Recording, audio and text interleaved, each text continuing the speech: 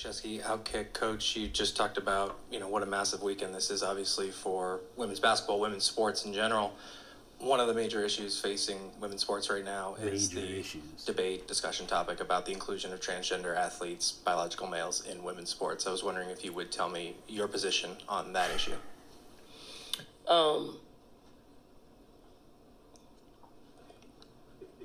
Damn, you got deep on me, didn't you? Deep. It's that deep. I'm under the opinion of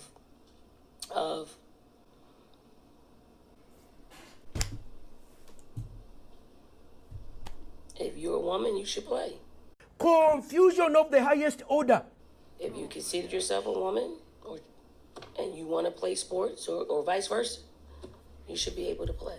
See, it's not as she described it as deep, and I hate how people try to characterize this conversation as deep. It's a binary decision, bro. It's either A or it's either B. It's either you support transgender in women's sports or you don't support transgender men in women's sports. That's it. Reason why she paused is because she's also proclaimed, in press conferences and stuff like that she's a devout Christian. So this completely contradicts. She has this dilemma. And what happened is these folks, they gonna scold her if she doesn't give the right answer, or she doesn't know whether to, give the answer that aligns with her religious beliefs. It's unfortunate, man. So we got this shit we gotta deal with. It's the type of thing that sets women's sports back, in my opinion. I think a lot of people feel this way. It doesn't really take that much to really think about it. If you allow men into women's sports, then that undermines and that takes away a spot that potentially would go to another woman. Men obviously have a physical advantage. Shit's like, it's not that difficult to understand, to break down. Everybody in the country at this point understands both ends of the spectrum, right? And I believe that, as much as the media wants us to make it seem like people are pro this and, they support this agenda and that agenda, a lot of people don't, bro. I would surmise more than 75% of Americans don't agree with this specific question, but the whole agenda in general, that we know what's going on in sports, in politics, in the workplace, with this whole HGTV movement, if you want to call it that. So, you know what I'm saying? So it's like, you can't give your honest opinion, and we just seen, and I think everything is tied together, and we're gonna see, I want to post another clip. This is just the first one, but a clip that also reminded me of this was an episode of Nightcap with Shay and Ocho. Shannon Sharp and Ocho Cinco, they got a podcast. Y'all might be familiar with it if you're a sports fan. But the subject of Caleb Williams, the USC quarterback who's going to get drafted this year, came up. Recently made social media waves because, he was painting his fingernails. He had a pink phone. They got him in a shot, where he's at. I think he was at one of Bronny James's games. And dude is just a fruitcake, bro. It's just another case of them trying to shove this down our throat. I think he also wore a dress too, you know what I'm saying? So it's this push by the media to try to accept it. I think it's all tied together, bro. I'm gonna post that clip. Going to show Juju Watkins, Lady Trojans, his support. People immediately commented on his nails and his cell phone, which is pink. That's the era, this times that we in right now, man. When did men start caring about how men dress, what they wore, the pink nails, the pink phone? When did men become so obsessed with other men? That nigga's tripping. You know how you can lead a locker room full of men, but you paint your nails and wearing dresses. I just don't know how that's gonna work. I've been in locker rooms before. If you're not a man's man, if you're not a leader like that, I don't know how they're gonna respect that shit. What's crazy is you really expect the viewing public to believe that a guy who grew up in rural South Georgia, as he says, in his mid-50s, grew up in the old school. You think he grew up with these sort of values? You think his, who he talks about, his grandmother and his mother, way he grew up is congruent with the ideology he's pushing? Y'all really think that makes sense? Or do you think it's coming from, hey everybody, it's me, Mickey Mouse? The executives are pushing their anchors, guys like Stephen A, Shannon Sharp, to basically affirm this ideology, this dilemma that we have in the sports world, quite frankly. So I don't believe he believes a word that he fucking says. I don't think he believes that shit, but he knows he has to say it. You working for the Walt Disney Corporation. You can't go against those values. We seen what they doing in them Disney movies, right? It's the same thing. And it's not even about, they completely deflect from the point people are trying to make. It's not about that men are obsessed with what other men are wearing, bro. It's the fact that they're forcing us to accept it. Well, I gotta accept it. If I have an opinion, can I state my opinion? It's not about looking at what other men do. We don't give a damn what other men do. But they forcing us to accept this as normal. When it's not normal. Just come out and say it's not normal. Say, I'm an odd individual. And this is what I like to do. Then at least we'd have more respect for you. But completely missing the point. I think, unfortunately, they can be very disingenuous when they make these sort of takes. And it's clear, it's just clear as day, like someone like a Shannon Sharp wasn't raised with those sort of values. So it's a shame, man. And then Ocho's a whole nother thing. You can't even tell if he's serious or not half the time. So I like the podcast, but it's just, I'm trying to show how it's proliferated through every broadcast and through every, basically sports news outlet that we know. It's like, same ideology everywhere you go, man. I don't know. This is like the first time ever that men have tuned in to women's sports, like ever, bro. Like I can't think of maybe Serena Williams, but how many men y'all know really watch Serena Williams like that? Like tennis is more of a global game, but I'm talking more domestic attraction. Men, we all know the WNBA doesn't make any money. They're subsidized by the NBA. And this is the first time I can recall like actually looking forward to, a women's basketball game, college basketball. I caught the highlights of this game. I was a little busy this afternoon, the championship game, but her game against Iowa's game against Connecticut, Iowa's game against LSU. Beautiful basketball. Beautiful basketball. If you're a basketball fan, then you enjoyed watching those games, bro. You could say, in my opinion, I think, it was because of that one star who plays for Iowa that, the media is hating on. And you got all these former, NBA players who, they played for Connecticut. Diana Taurasi, was it Breanna Stewart? And I think one more, I can't think of her name, but got these haters, bro. Clearly don't want to see her succeed, bro. Talking about, oh, she won't make it in the WNBA. She's in for a rude awakening. She won't be considered one of the best unless she wins. Why y'all always gonna hate on other women? Like, I thought y'all want men and people to watch y'all sport, but then y'all gonna be the first ones to tear another woman down who's coming up, who's doing something that we never seen before in college sports. In basketball, women's college sports, college basketball in general, WNBA or college. The way she's shooting that rock, bro, I ain't never seen that before, bro. Other than, a guy like Steph Curry, obviously, but, it's been about, 8, 9, 10 years of that, and we're accustomed to that. To see another person coming up the ranks and doing it again, it's amazing to watch, man. And, I think all of this just kind of undermines, the whole sport in general, and it's going to turn a lot of people off. It's turned me off. Staley, who's a successful coach, has been running South Carolina for like, I don't know how long, but undefeated record, won every game this year. Great, beautiful. She might be an amazing coach. She used to be a player herself. It's always gonna come out, man. And especially, we gotta talk about that Mickey Mouse Corporation, man. The Mickey Mouse, the big Dalt Wisney Corporation, man.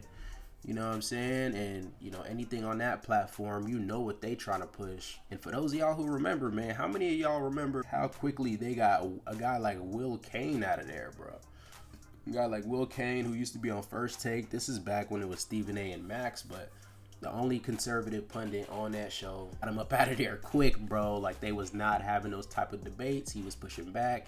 And now he's on Fox News, bro, and he just interviewed The Rock. So it was clear where he was standing the whole time, and the whole, the corporation wasn't messing with it. Stephen A. wasn't messing with it. They don't do well with pushback. They're only used to, people agreeing with them. It's like there's not even a debate. It's like it's not even a debate show anymore. Big Dalt Wisney Corporation, ESPN, you know what I'm saying? These woke journalists who are trying to, bring this into the sport that men are finally starting to tune into, which is what women wanted the whole time. This is going to turn a lot of us away, man.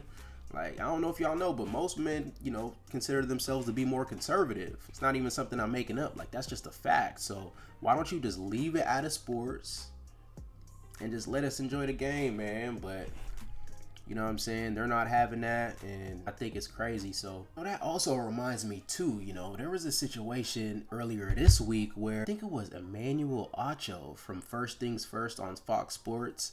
He criticized Angel Reese by saying, obviously she went on, her post-game interview, and she was talking about how she was sexually harassed or something like that. Something serious. She made a serious allegation about being sexualized and how everybody wanted to see her lose. And basically she was playing the victim in this post-game interview. I don't really get to stand up for myself. I don't really get to speak out on things just because I just try to ignore, and I just try to stand strong. Like, I've been through so much. I've seen so much. I've been attacked so many times. Death threats. I've been sexualized. I've been threatened. I've been so many things, and I've stood strong every single time. I don't want to downplay any sort of sexual assault or anything, but she made the claim, and that's a very serious allegation. So, to be honest, this year was probably more special than last year. You know, the teams we had to go through to get to this point. You know, we won the Big Ten tournament. We lost 2 players that were 3-year starters for our program, and to be back in this position and come out here and battle, I mean, South Carolina is just so good. Like, there's only so much you can do. I mean, I'm just proud of our group. We never backed down, and you know, we gave it everything we got. I think for me is just the emotions will probably hit me over the next couple of days. And what Ncaa did was he went on his show, he gave his opinion, and I'm gonna post that video here. And because if you want to act grown, which she has, if you want to get paid like you grown, which you are, if you want to talk to grown folks like you grown, which you did, if you want to tell people get your money up, then post game when you take an L, you just got to take it on the chin. Nobody mourns when the villain catches an L. And after he posted this video, bro, you had guys like Matt Barnes, Ryan Clark. What corporation do these guys work for? You're not gonna force me, or you're not gonna emasculate me like how they did Ncaa in front of the whole world into believing what you believe. I just want to say a quick thank you to everyone who has respectfully reprimanded me and offered brilliant opinions on the Angel Reese conversation.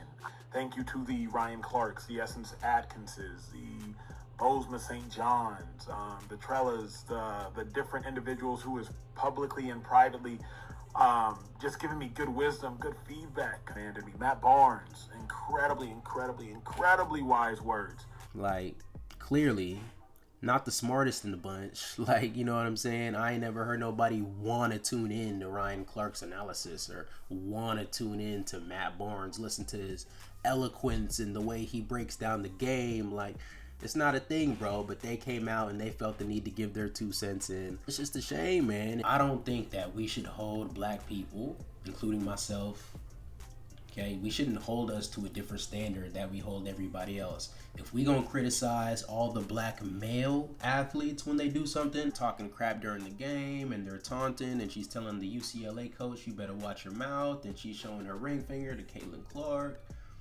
If somebody's gonna do that, if we gonna criticize black male athletes for doing that, white male athletes for doing that, why should we hold women to a different standard? It's because she claims that she was receiving death threats and that she was being sexually harassed? I don't understand. Why would you pose in a 2-piece for Sports Illustrated for the world to see? Like, you know the world is full of sick men. I don't get it. Like, I don't get it. You can't have a perfect world. Evil people exist. Like, if that's not what you wanted, you shouldn't have done it. Millions of dollars off NIL, and you're a victim? Whether you're black, white, green, an alien, a monkey, Chinese, Japanese, don't matter. Why don't we just hold everybody to the same standard? It seems like most black people, we want to hold specifically black women, you know what I'm saying, on this pedestal where they can't be criticized and they're basically untouchable, bro. My mother is black, bro. She doesn't see herself as different than anybody else. What is going on, bro? Like, is this supposed to be my generation? I don't fall on either end of the spectrum, but I think just what's obvious, the problem is black people got a racial idolatry problem. A racial idolatry problem. Anybody that's a part of our tribe, anybody that's a part of our race can do no wrong. Why is she above any criticism? Like, I don't understand. Like, what he said, what Ncaa said wasn't even that bad. And people are up in arms about it. So I think it's a little funky. I think most people can see right through it. You know what I'm saying? And, you know, that's why, you know, ratings, you know, for most male sports are down in the tank. The one opportunity that men are tuning into women's sports, and, you know, they just can't handle a bit of criticism. So if we can't criticize women's sports, why would any men want to tune into it? Like, I don't get it. That doesn't make any sense. I'm trying to bring it all together, but it's like you have this sports media world, and you could really expand it, you know, not just into sports, but into just the world that we live in today, where it's like you're not allowed to have an opinion. I would be willing to put anything on it that more people in the world, not alone in the USA, but in the world, have, you know, stronger, you know, right-leaning social values than they do these woke, degenerate, destructive ideologies, bro. They try to force you to accept and force the children to accept. Just passed legislation in my state. You gotta teach, you know, kids as young as 7, 8 years old about HGTVs. You know what I'm saying? Like, just pass the law. If you don't, CPS can get involved, and it's just a motherfucking shame, bro. Everywhere you look, people try to tell us to leave it alone. Why don't you just let people do what they want to do? Why are you making it a big deal? Or you're obsessed, all this type of stuff. But it keeps coming to us. Like, I don't go looking for this stuff. It keeps finding itself on my doorstep. So what am I supposed to do, bro? What am I supposed to do? Can I not give my opinion? Again, I don't advocate for harming anybody, no matter what they believe. I'm allowed to have my opinion. They're allowed to have theirs. And that's that. We go on about our way. But it's like, I got my own values, you got your own values. You know what I'm saying? Let the world decide. Let the world speak for itself. Because it's pretty clear what the rest of humanity feels about certain subjects such as these. So with that being said, that's all I got to say. I appreciate y'all for tuning in. One love. Peace.